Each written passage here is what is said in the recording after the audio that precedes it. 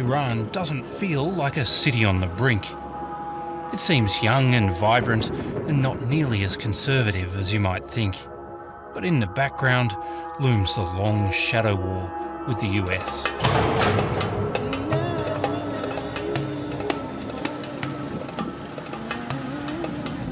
It's important to remember that we're only seeing the Iran that the government wants us to see. We have very strict rules about what we can and can't film. We can't show police, for instance, or even a lot of government buildings.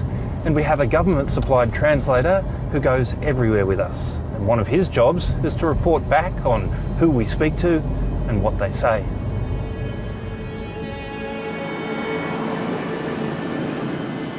Iran has been seen as a threat, a hostile power, a state that committed acts of terrorism. So it's been a period of very long tension. It's 40 years since the relationship between Iran and the West plunged off a cliff, when religious students furious about US support for the exiled Shah of Iran stormed the US embassy and imprisoned its staff for a year and a half. A young student named Hussein Sheikhul Islam was the main interrogator of the US hostages. This is me 40 years ago. This is the most secret part of the embassy. This was the communication room. He blames America for 1979 and for the latest crisis. A US drone has been shot down, oil tankers have been attacked by Iran and seized by both sides, and Australia has been pulled in, promising to send a frigate and plane to the Persian Gulf. We do not want a war. It is right that the American is not to their benefit to start a war, but something might happen. I mean, an unwanted war might start. This crisis kicked off soon after the election of Donald Trump. The new president objected to a deal agreed to by his predecessor, Barack Obama, where Iran promised to limit its nuclear program. Today, we have definitive proof that this Iranian promise was a lie. One night, it tore it apart and the whole problem started. Mr. President, how does this make America safer? The United States has proved itself to be untrustworthy. And then under President Trump, they unilaterally withdrew from it.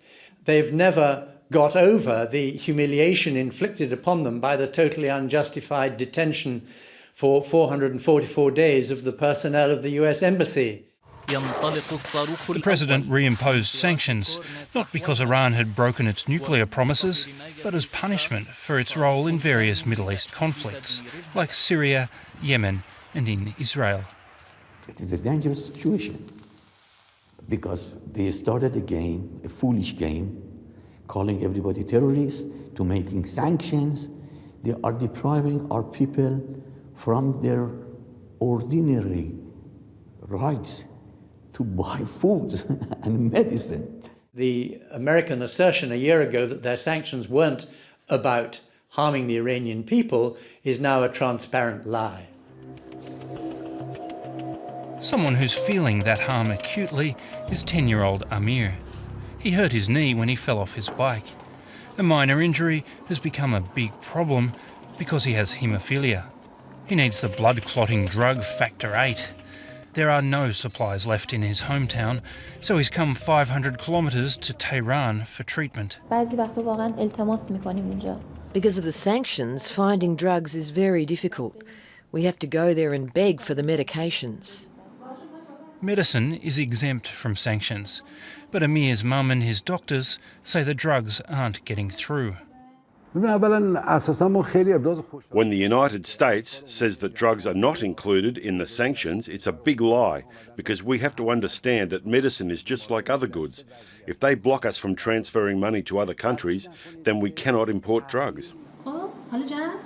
For Amir, failure to get enough of the drug he needs now can lead to permanent disabilities when he's older. I think the United States should be ashamed. They're responsible for our kids being disabled.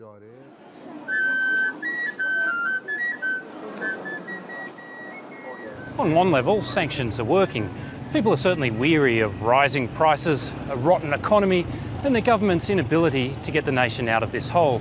But it's also fueling the bias of the most conservative Iranians and boosting support for those leaders who say that Iran was foolish to ever do a deal with the US in the first place. If you look at our nation, whenever we're under pressure, we come together and unite.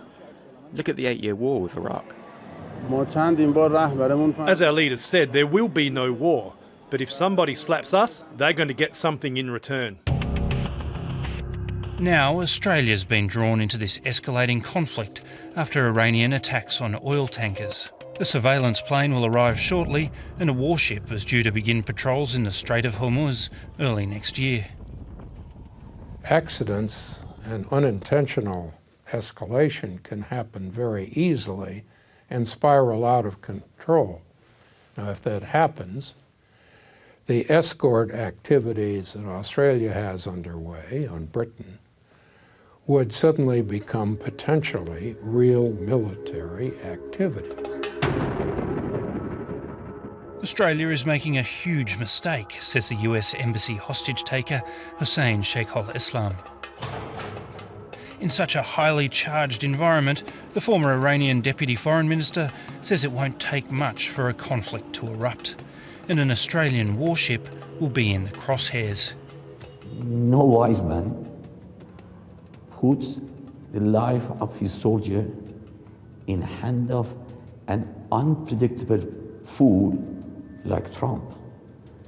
Trump does not decide on the benefit of Australian people, not even on the benefit of American people. He just wants to be elected again. He says the risks to Australian servicemen and women are clear. To be killed far from their lands, to a place that they didn't have to be at the first place.